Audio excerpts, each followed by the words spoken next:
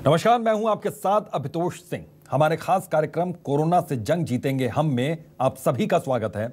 आज इस खास कार्यक्रम में हम बात करेंगे छत्तीसगढ़ के रायगढ़ जिले की, जहां पर प्रशासन ने आम लोगों के सहयोग से संक्रमण पर न केवल काबू पाया बल्कि कोरोना संक्रमितों की संख्या में अब लगातार गिरावट भी दर्ज की जा रही है। तो रायगढ़ के कलेक्टर भीम सिंह हमारे साथ जुड़ चुके हैं। आज वो खुद बताएंगे कैसे जिले ने कोरोना के खिलाफ ये लंबी लड़ाई लड़ी है और किस तरीके से जीत हासिल की है। तो भीम सिंह जी, बहुत बहुत स्वागत है सर आपका। Thank you. और सबसे पहले सर आपसे यही समझना चाहेंगे किस तरीके से आप लोगों ने काम किया कि आज इस स्थिति में खड़े हैं कि हम कह सकते हैं कि हाँ, अब धीरे धीरे कोरोना मुक्त की ओर हम अग्रसर हैं।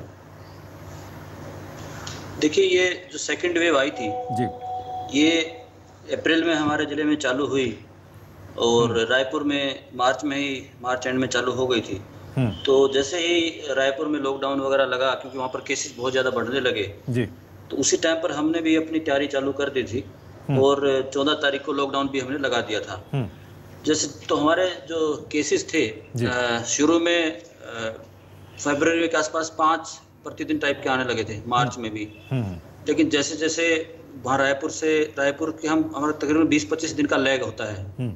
इस बार भी इसीलिए जो है रायपुर में पहले केसेस आए और पहले पीक आया और हमारा पीक बाद में आया। तो उसमें हमने जैसे ही वहाँ पर हमको पता चला कि केस बढ़ रहे हैं, पहले महाराष्ट्र में बढ़े, फिर रायपुर और दुर्ग में बढ़े, तो उसी टाइम पर हमने पूरी तैयारी चालू कर दी थी अपने बेड्स वगैरह की बढ़ाने की। तो बेसिक इस बार जो मेन जो प्रॉब्लम आई थी वो है कि ऑक्सीजन बेड्स और आईसीयू बेड्स की ज़्यादा ज़रूरत थी पिछली बार के मुकाबले। बिल्कुल। तो उसके के लिए हमने तैयारी चालू की, क्योंकि अब पेशेंट बढ़ रहे हैं, ऑब्वियसली पॉजिटिव बढ़ेंगे तो बेड्स की ज़्यादा ज़रूरत पड़ेगी। तो ऑक्सीजन के बेड बढ़ाने के लिए हमने पूरी एक्सरसाइज तत्काल चालू की। सभी जो हमारी यहाँ पर ऑक्सीजन के लिए 5-6 एजेंसीज हैं जो ऑक्सीजन सिलेंडर्स भर के देती हैं। यहाँ पर इंडस्ट्रियल एरिया है तो हमारे को ऑक्सीजन सिलेंडर्स की कोई प्रॉब्लम नहीं थी और हमने पूरे सिलेंडर्स वगैरह मोबिलाइज कर लिए थे। और हमारे पास पिछली वेव और इस वेव के मुकाबले पहले से पता था कि भाई इस बार नेक्स्ट वेव आएगी, तो इसलिए ऑक्सीजन की थोड़ी तैयारी पहले भी हम कर रहे थे। हमने मेडिकल कॉलेज में 250 बेड के लिए पाइपलाइन इस बीच बिछवा ली थी। उसके अलावा फिर हमने पहले हमारे जो पेशेंट आए उनको वहीं पर ऑक्सीजन बेड वहाँ पर देना चालू किया।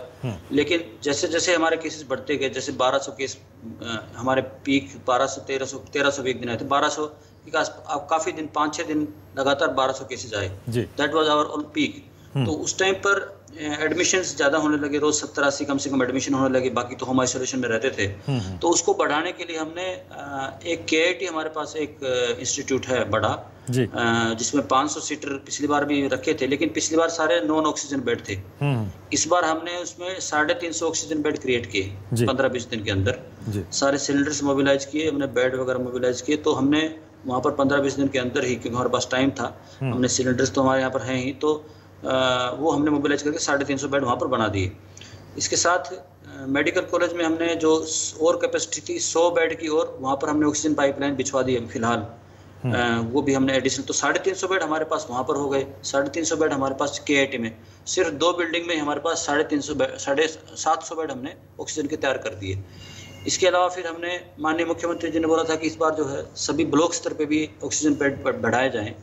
तो उसके लिए भी हमने धर्मजयगढ़ हमारा ब्लॉक है, वहाँ पर 50 बेड ऑक्सीजन के, सारंगढ़ में 75 बेड ऑक्सीजन के, वो भी हमने साथ साथ क्रिएट किए। खरसिया में हमने 50 बेड ऑक्सीजन की, वहाँ पर तो हमने 10-15 बेड की पाइपलाइन भी बिछवा दी थी। वो उसका बाकी ऑक्सीजन से तो 50 बेड वहाँ पर ऑक्सीजन बेड क्रिएट किए। इसके अलावा लैलूंगा में पिछली बार हमने पाइपलाइन बिछवा दी थी, तो वहाँ पर 20 बेड पाइपलाइन से और बाकी फिर सिलेंडर की तरह से 50 बेड वहाँ क्रिएट किए। इसके अलावा फिर जो एक लोइंग हमारा एक ब्लॉक मतलब हेडक्वार्टर मतलब CHC है, वहाँ पर 30 बेड पाइपलाइन पहले से ही पिछली बार बिछवा रही थी। पिछली बार वो काम नहीं आई थी, लेकिन इस बार वो काम आई। इस बार तो सभी जगह काम आई। और इसके अलावा फिर हमने ये जो प्राइवेट जो हमारे पास कैपेसिटी है यहाँ पर, तो प्राइवेट भी हमने सभी लोगों को मोबिलाइज करके बेड बढ़वाए, क्योंकि प्राइवेट नए हॉस्पिटल 1-2 खुले थे, उनसे बेड बढ़वाए। मेट्रो ने अपना पाइपलाइन बिछवाया। एक नया हॉस्पिटल राजपीरे खुला था, उसके पूरे हमने पाइपलाइन बोला कि बिछवाओ उन्होंने पाइपलाइन। तो प्राइवेट लोगों ने, जिंदल ने भी कुछ बेड्स बढ़ाए। तो इस तरह से पाइपलाइन बिछाने का काम जो है वो किया गया एक तो इसमें, और दूसरा है सिलेंडर्स बढ़ाने का काम किया गया। लेकिन इसमें जो सिलेंडर्स बढ़ाने के बाद एक बहुत बड़ी चुनौती हमारे सामने खड़ी हो गई थी जी। पहली बात तो ये था कि पाइपलाइन के जब चालू हुआ तो वहाँ पर जो कि पेशेंट बहुत ज़्यादा हो गए थे, तो जो ऑक्सीजन प्लांट है उसने जवाब दे दिया। उसने प्लांट में जो है प्रेशर की कमी होने लगी, और तो जी सर जी। तो बता दें कोरोना से अब तक 36,920 लोग संक्रमित वहां पर हुए और 33,499 लोग स्वस्थ हुए हैं। तो ये कोरोना की फिलहाल स्थिति है। कोरोना के 1,066 एक्टिव केसेस हैं, और वो दिन भी था जब एक एक दिन में सैकड़ों लोग वहां पर आने लगे थे, सैकड़ों पेशेंट आने लगे थे। यही वजह है कि प्रशासन ने वहां पर सबसे पहले व्यवस्था की ऑक्सीजन की, और आसपास के जो प्लांट थे वहां से ऑक्सीजन की व्यवस्था की गई, और वहां पर बेड्स लगातार बढ़ाए गए। और ये एक जो प्रक्रिया थी, एक निरंतर प्रक्रिया चलती रही इसी तरीके से। और वहां पर किस तरीके से हालात पर काबू पाया गया है वो खुद वहां के कलेक्टर भीम सिंह जी बता रहे हैं। सर, अपनी बात आप पूरी कीजिए, अधूरी रह गई थी कुछ तकनीकी खामी की वजह से।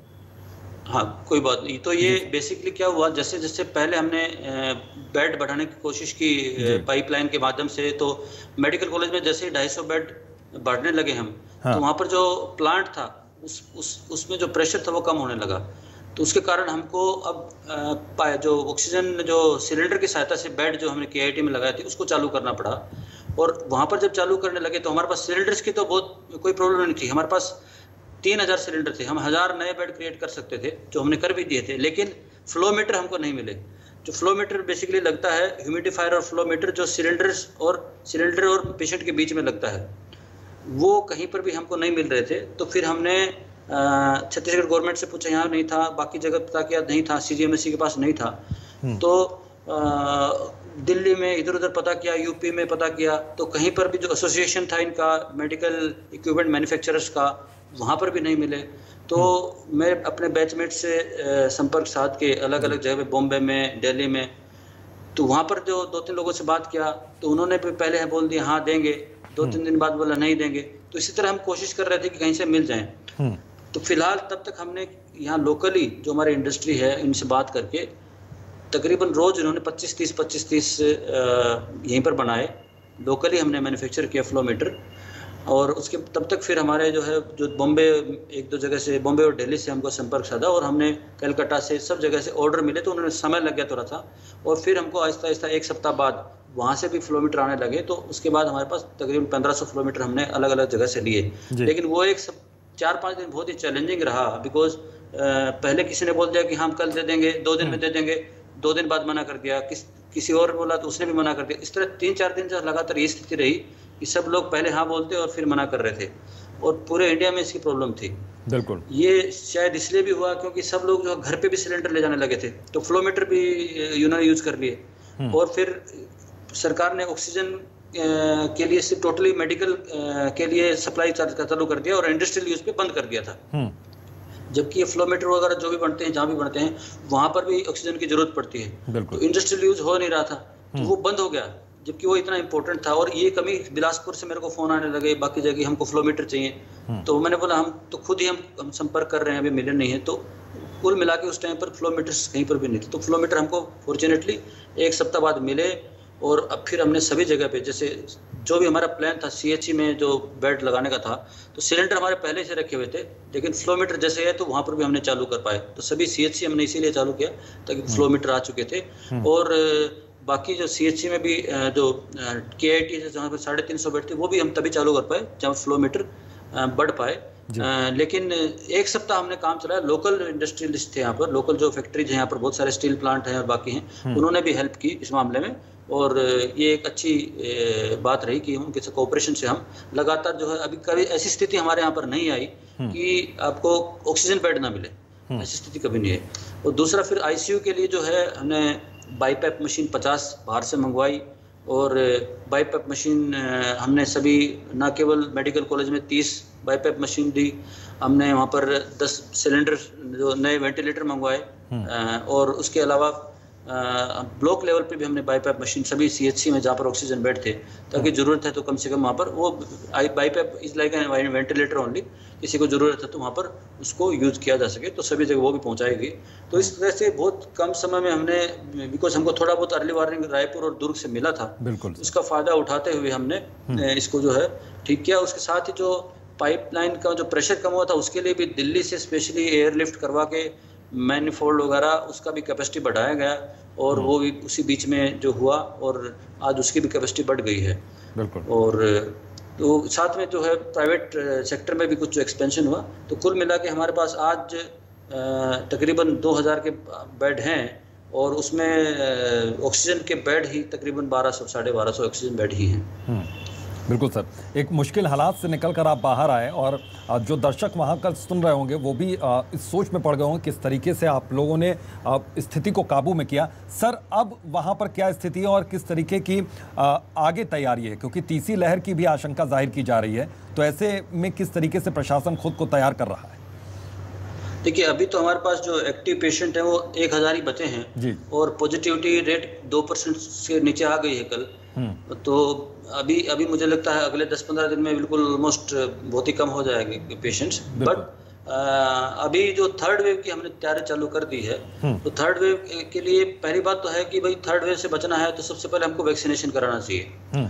तो वैक्सीनेशन के लिए हमने पहले से ही अच्छा काम अपने हमारे जिले में हुआ है, और लगातार अभी भी जो हमको वैक्सीन मिलते जा रहे हैं, 45+ के भी मिल रहे हैं जी, लगातार लग रहे हैं। तो हमारे पूरे राज्य में जो है 2-3 जिले हैं जिन्होंने 100% वैक्सीनेशन 45+ में किया है। 100% हमारा जो टारगेट दिया था उसका हम करा चुके हैं वैक्सीनेशन, और भारी जो है उत्साह हमारे यहाँ पर वैक्सीनेशन में है। इसी तरह से जो हमारा सेकेंड डोज है उसमें हम सेकेंड डोज लगने के बाद ही हम मानते हैं कि पूरी तरह वैक्सीनेट हो चुका है। बिल्कुल, सेकेंड डोज में भी तकरीबन 30% लोगों को लग चुका है, और वो हमारा जिला उसमें प्रथम है पूरे राज्य में जी। साथ में जो 18 to 44 है उसमें भी तकरीबन 12% लोगों को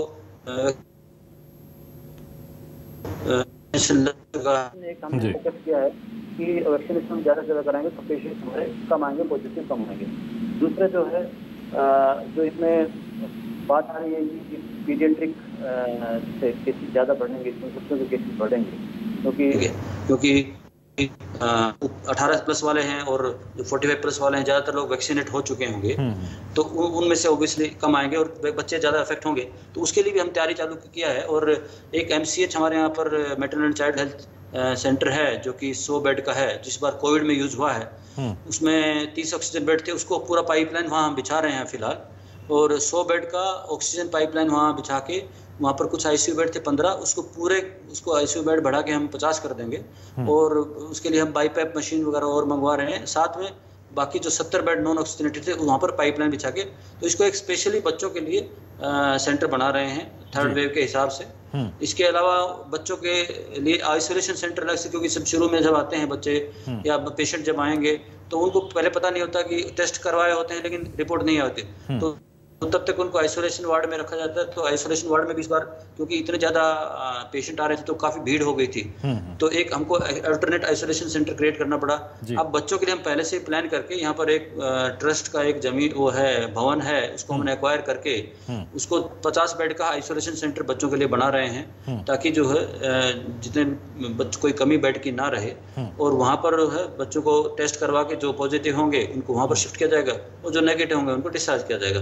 तो ये एक वो तैयारी कर रहे हैं। दूसरा, जो बच्चों के हिसाब से हमने एक टास्क फोर्स अपने जिले में अभी गठित आज किया है, जिसमें जो प्राइवेट जो जितने भी पेडियाट्रिशियन हैं उनको भी शामिल कर रहे हैं। तो एक मिल के जो है सब लोग एक स्ट्रेटजी बना के आगे बढ़ेंगे। बेड जो है बच्चों के लिए जितने भी हॉस्पिटल्स यहाँ पर हैं सभी में बच्चों के लिए कुछ कुछ बेड जो बड़े हॉस्पिटल्स हैं, प्राइवेट में भी हम सेपरेट कर रहे हैं कितने बेड आप बच्चों के लिए रिजर्व करिए। इसके अलावा जो हमारा जो CHC है वहाँ पर भी कुछ कुछ बेड जो है 10 बेड बच्चों के लिए अलग से ये मार्क कर रहे हैं।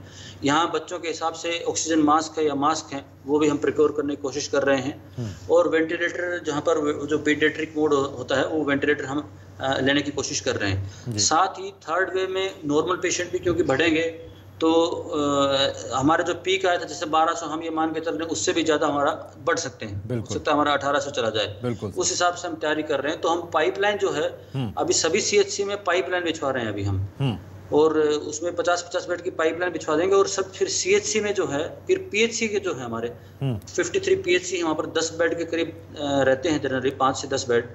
तो तकरीबन 500 बेड वहाँ पर हमारे जो इस बार यूज नहीं हुए वो हम फिर सिलेंडर की सहायता से और कंसंट्रेटर की सहायता से करेंगे, क्योंकि यहाँ पर सिलेंडर्स की कमी नहीं है, कंसंट्रेटर और हम एक्वायर कर रहे हैं। और CHC हमारे सारे पाइपलाइन से हो जाएंगे, तो वहाँ पर हमको सिलेंडर्स की ज़्यादा जरूरत नहीं पड़ेगी, मैनीफोल्ड वगैरह से कर लेंगे। तो हमारा प्लान ये है इस बार कि जो है मेडिकल कॉलेज तो है ही, हमारा KIT तो है ही, लेकिन साथ साथ ब्लॉक लेवल पे भी जो पाइपलाइन बिछाया जाए।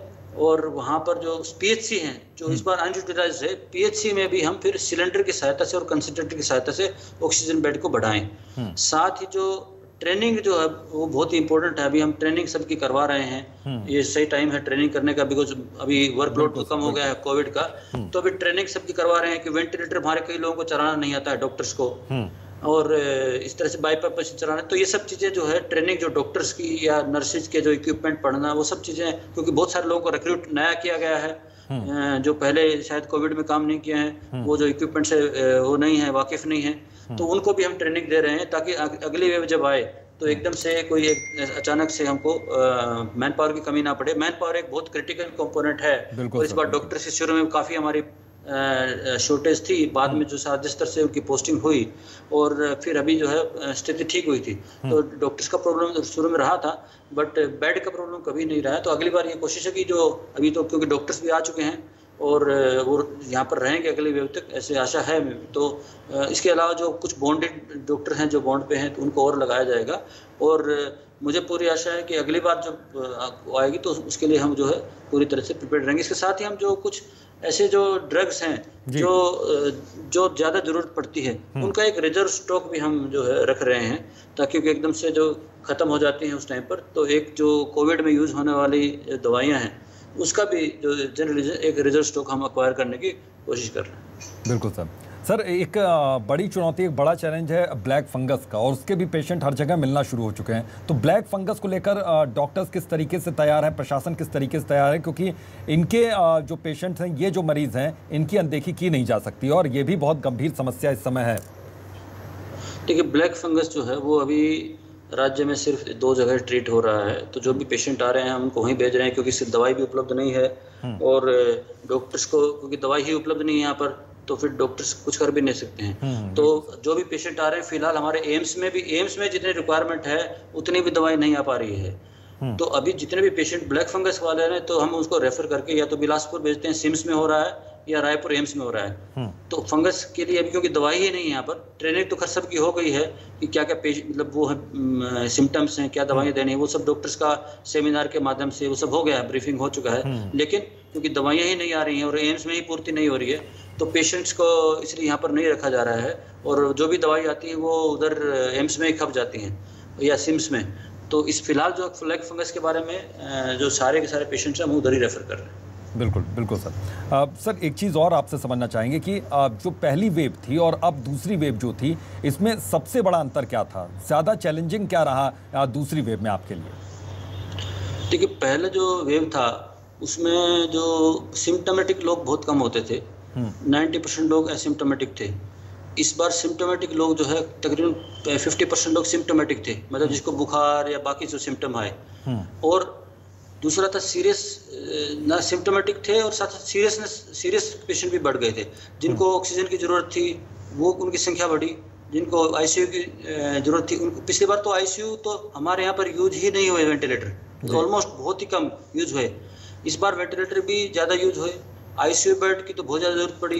पहली वेव में मैंने सिर्फ बेड बढ़ाए थे, नॉर्मल बेड। उस टाइम पर नॉर्मल बेड की आवश्यकता ज़्यादा थी कि जो कुछ जिसके घर में जगह नहीं है, और उस टाइम होम आइसोलेशन की पॉलिसी नहीं आई थी, तो बेड बढ़ाने की बहुत आवश्यकता पड़ी थी। जब होम आइसोलेशन की पॉलिसी आई तो फिर बेड की जो है समस्या खत्म हो गई थी। इस बार तो क्योंकि ऑक्सीजन की बहुत ज़्यादा जरूरत थी और ऑक्सीजन हम चाहते थे कि अस्पताल में ही ले जानी चाहिए, घर पे नहीं ले जाना चाहिए, बिकॉज उसको मॉनिटर करना पड़ता है।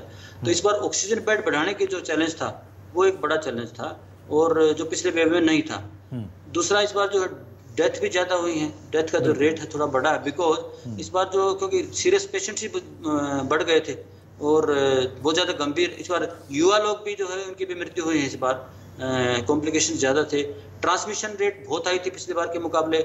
जैसे इस बार देखेंगे तो पूरे परिवार के परिवार ही जो है अफेक्ट हुए हैं। तो उसमें जैसे 8 लोग हैं तो 8 के 8 अफेक्ट हुए हैं, ऐसे बहुत सारे परिवार हैं जी। तो ऐसे में जो है जो पेशेंट का जो संख्या बढ़ती गई, तो ये एक बड़ा चैलेंज इस बार रहा है।